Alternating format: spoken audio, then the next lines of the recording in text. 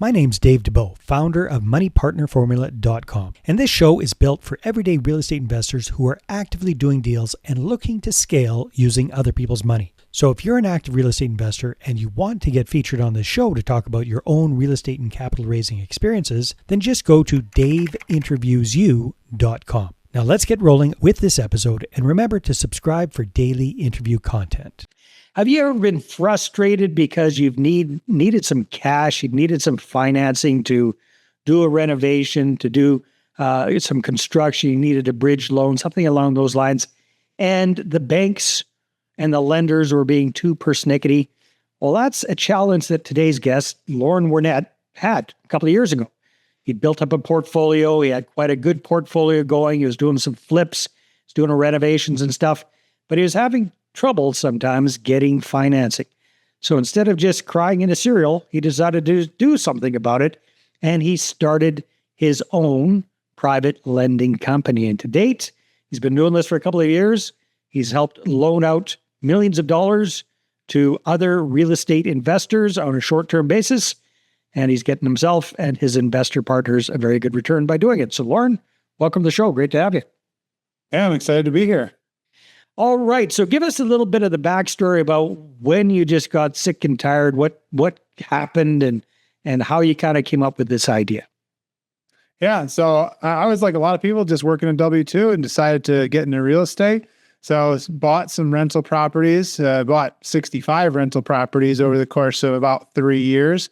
And so sorry to jump in, but that's pretty damn impressive. Were those all single family homes, some small multis? What did that look like? And how the heck did you do that on a W-2 job income, unless you're working for Elon Musk or something like that?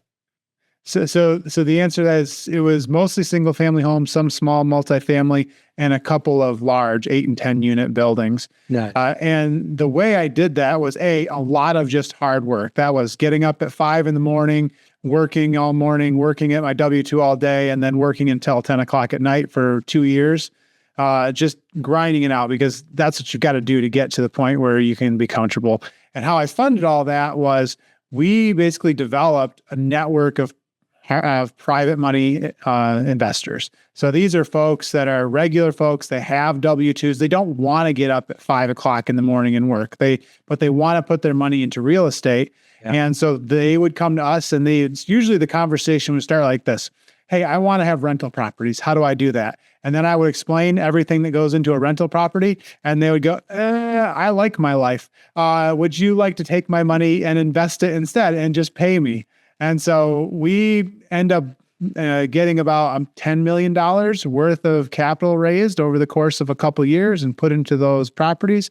We were returning around 20 to 25% per annum to those investors. Wow. And that was how I really got started. And while I had this big pool of properties, I was really kind of a private money lender then, and I was capturing private money and then just loaning it to myself, essentially. Right.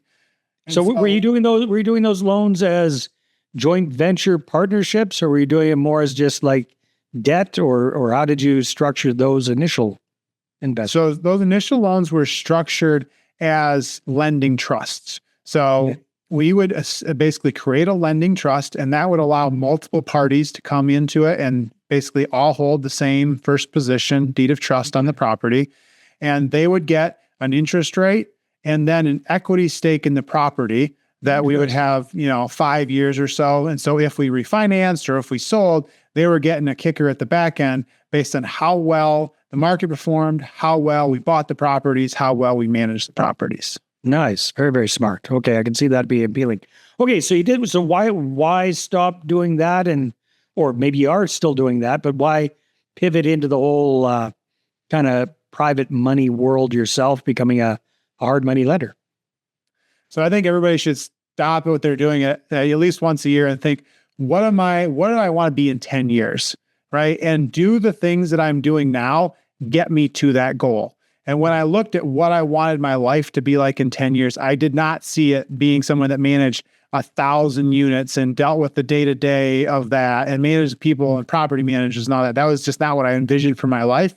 What I did envision for my life was managing a strong business with strong leaders inside of it that was scalable without some of the constraints that were around, this was a turn or there was a roof that needs to be repaired. Some of the stuff that made me want to pull my hair out with rental. Toilets and tenants and termites is what I've heard there. Toilets and tenants. I saw a way to get income on a monthly basis without having to manage that. And that was through interest payments. Oh. And so we started the lending company in 2023. I still had the rentals. And then in 24, I sold my half of the rental properties to my business partner and went all in on the lending. Interesting. Okay. So now it's full time. You're in the lending business. If you don't mind kind of letting us peek behind the curtain, what does that actually look like, Loren? How have you structured that?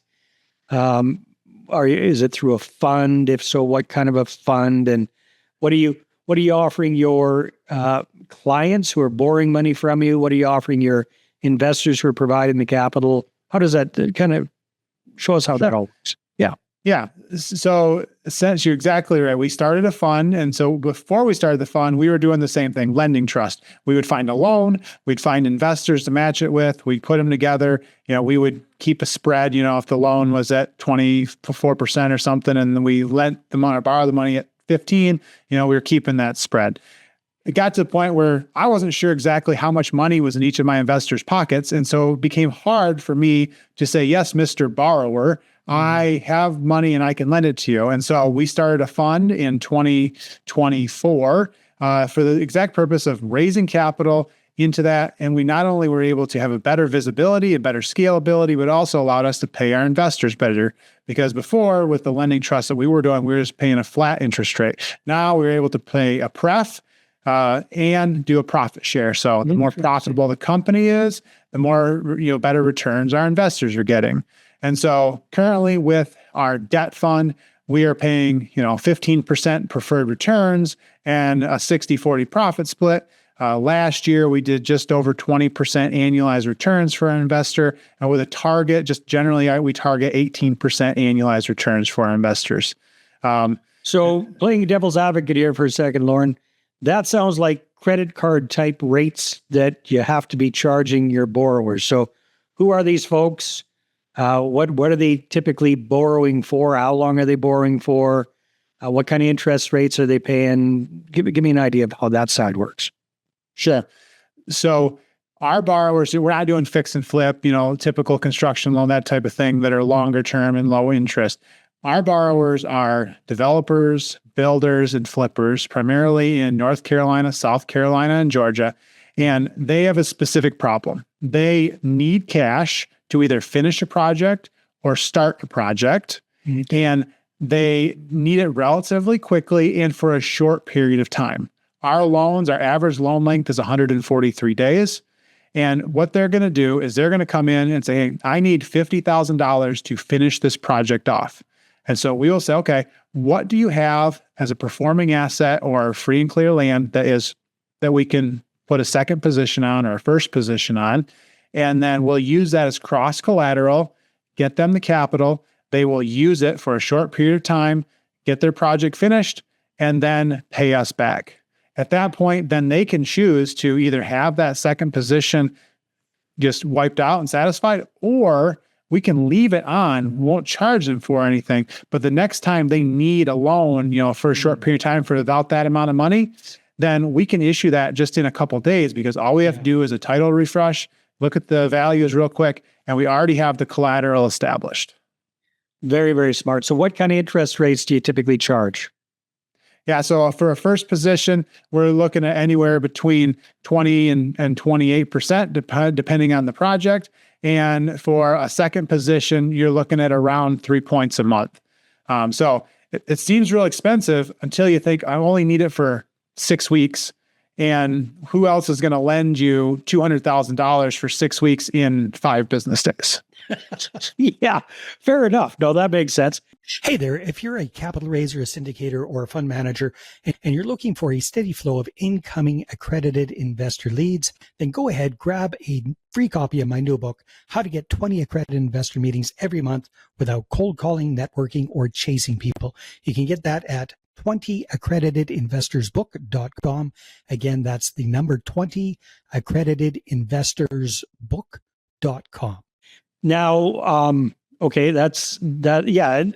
And the hoops they'd have to jump through and everything they'd have to go through to get quote unquote traditional financing for that kind of stuff, pretty much impossible, which is what you found in the first place, right? That's kind of why you got into this. Now, do you also charge points on that, or is it just kind of a flat fee interest, high interest rate type thing? Yeah, so we'll charge like 2 to 3 points of origination at closing, and then we charge monthly interest along the way. Okay, very cool. So I'm getting that side. Now, very interesting the way that you structure it with your investors. So they're getting kind of a flat rate preferred return on their money. They've got that invested in the fund. So yeah, without getting too much into the weeds, how does that kind of work? Because you've got loans coming in and going out and kind of, it's going up and down on a regular basis. How do you guys manage that? Yeah, so our fund does quarterly distributions, and so basically over the course of a quarter, you're right, we have got money coming in and coming out. As a company, we manage our overall portfolio interest mix, right? So if you've got some first positions and some second positions, we have a target interest rate mix that we're trying to target. And then at the end of the quarter, we do all the calculations and figure out, what our overall return is after we pay the pref, and then we distribute it out. And actually, we're distributing in 2 days here. And I love this time of year. So last year, we distributed $717,000 worth of payments to investors. And this coming, Thursday, we're going to be sending out like $200 and some thousand dollars just for Q4 of last year. Very nice. Yeah, that it must be a good feeling there. What have been some of the biggest learning experiences you've had so far in your journey, switching from being the active investor into being the hard money lender? So I tell people this all the time, but the number one transformation mind shift I had was when I started, I thought money was the scarce thing, that money was the hard thing to find, and that if you could just find money, everything else would come. And the reality is that money is the easiest thing to find. I'm not saying that capital raising is easy, but what I'm saying is that there is so much money out there that is looking for a good home. What is difficult is to find a good deal with a good operator. If you can find a good deal, like a really good deal with a good operator, there will be someone that is willing to loan you, lend you, or do something with you money-wise to provide the capital to do that. And so once you kind of get out of your own head about, I don't have enough money, and start thinking, how do I find the right deals and network with the right people, you will just skyrocket in what you're doing. Very, very cool. Yeah, no, that makes a lot of sense. So yeah, well, that brings up the next question. So when it comes to finding investors for your funds, what have you found works best for doing that? And where are you? Are you capped out? Are you still raising capital for that? Where do things stand with your funds as is? Yeah, so always raising capital. But so a couple places. First, I'm a very big believer in networking and doing really well by the people that you are in network with, whether that is paying them really well if they're an investor, or just helping people find things that they're looking for. And so the number one place that we found a lot of investors is just local meetup groups, local networking groups. And what happens is you find one person that's willing to work with you and lend you money or give you money, and then they have a really good experience, and then they make a really good return, and they tell somebody else that has some money, and pretty soon you've got referrals are the absolute cream of the crop as far as new investors coming in, because they come to you already having belief that you're going to do it. You don't have to get over the hey, who are you? Are you going to steal my money? Trust factor, right? Exactly. And so once you can get over that is great. And then the next place we found is, we drive our message via, and we have a fund that we are allowed to do this and advertise, but we advertise via Google, and drive people to our website. And then they go and they click on a link and they talk to me directly, and we have a conversation, not about if you will lend to me or if you will invest with me, but is what are you looking for as an accredited investor? And do I have something that I think will fit, right? If you come to me right now and say, I just make so much money, I need some place to defer taxes, right? I don't have a solution for you right now. I probably will in the future, but right now I don't. And I'll be very upfront with that because at the end of the day, the last thing I want is someone to go through all the process of getting into the fund, which isn't that onerous, but it does take a few steps, and then decide it's not for them and have to pull their money out. It's not good for you. It's not good for me. It's a waste of time. Yeah, for sure. Okay. So the other side of the coin is finding good deals. Sounds like that, as you mentioned, has been the biggest challenge. How do you typically find new customers besides the ones that have already worked with you? And how do you vet them, and how much time does that must take a ton of time? It takes probably more or less time than what you're thinking, depending on on who you are. So again, number one way to find good customers is referrals. So as we started building our business, we started talking to loan brokers, people that are doing construction loans, right? Big construction loans. And we started getting referrals from them. We had brokers. Yeah, because they have to turn people away because they can't serve them, right? So yeah. And so basically we knew what our market fit was, and we knew that most other lenders didn't have that fit.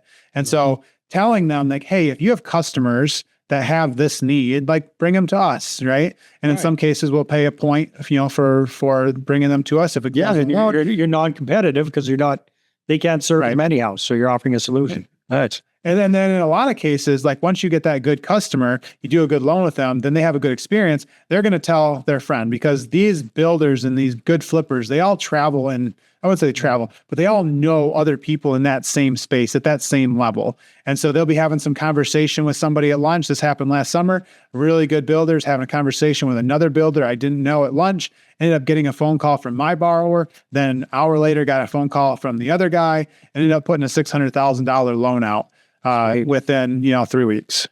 Nice. So I think at the moment, Loren, you've got a debt fund going, and you're going to be starting an equity fund, if I understood correctly. Tell us the difference between a debt fund and an equity fund. Where does each one get used? Yeah. So a debt fund think of it as a place that you're going to take money and loan it to other people. And so when you send that money out, there is interest that comes back, is in the form of interest payments, whether that be accrued and come at the end or throughout the process of the loan.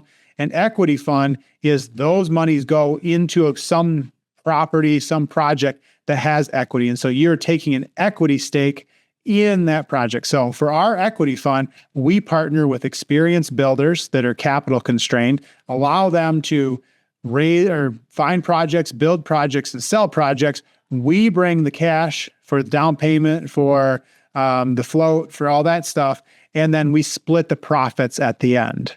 In the equity fund, they don't have to be making those monthly payments. They're doing a rev split at the end on profits. Okay. Yeah. Right, exactly. And so from a builder side of things, it's a little less risky, because at the end of the day, if the project, was supposed to return $200,000 worth of profit, and instead it only returns $150, there's no interest payment there to me, but there's a split. And so the split adjusts, right, based on percentages. Versus if it was debt, it would be, you owe me $40,000 of interest no matter what you're making profit. Right. And then from my side, like I had all these builders asking me on the debt side for these type of loans, and it didn't make sense for me because they're asking me to loan on raw ground that's going to have something built. There's no collateral there yet. Right. And so we knew these projects were profitable, and we said, how can we reduce the capital constraint that they have while not taking on the operational risk that they have as the builder? And so we said, I think we can raise the capital, we can do the financial controls, do the bookkeeping, all that stuff. So we know where our money's going and how it's handled. And they can focus 100% on finding deals, building deals, selling deals, which is where their area of expertise is. And so we really separate those tasks and allow everybody to focus on what they're really good at, and everybody can scale faster. But how do you lower the risk in that scenario? The risk is still there. They're starting with a piece of dirt and creating something from nothing there. How do you mitigate that risk? Yes, but as an equity owner, you are an owner of the property that's there. In the other position, there's a construction loan in first position that's got a huge amount of, loan against it. And then they would ask me to come in on second position that would have some value in the future if they got that far. Right. And so, or a different piece of property, you'd cross collateral. Right. And additionally, as an owner, not only, if I'm a lender, I only really have the option of foreclosing. That's about it. As an owner, I can refinance the property, I can sell the raw land, I can switch lenders, I can change strategies, I can, there's a very more control. There's a lot more leverage to pull, right? To get yourself out of a situation. Additionally, you have all the information going into it, underwriting, what the project costs are, everything that you can see before you put a dollar in. That makes a lot of sense. Okay. So have you got the equity fund up and running at this point as well, Lawrence? The equity fund went up and running at the end of December, and we're actively capital raising for it right now. And actually, we're doing a foundation raise. So our first 1.75 million will come in at the highest tier of return. So 18% annualized is the projection for that. Nice. So Loren, if people are interested in connecting with you and finding more about what you're up to, where should they go? Yep. So you can obviously go to my Instagram, which is Invest with Loren. I'm fairly active on there. Additionally, you can email me at loren@reidoubleclose.com or go to our website, which is reihighyield.com. Very good. Loren, thanks so much for kind of unwrapping how all of this works. Congratulations on figuring out what your lane in real estate is and kind of going all in. You divested yourself of your entire portfolio. You're all in on this process now. Sounds like you're building up a good business. So hats off to you. Thank you, sir. All right, everybody, take care, and we will see you on the next episode. Hey there, I really hope you enjoyed that episode. And as always, if you want to listen to more daily interview content, make sure you subscribe. And if you're an active real estate investor and you're doing deals and you'd like to get featured on this show, then just head over to daveinterviewsyou.com.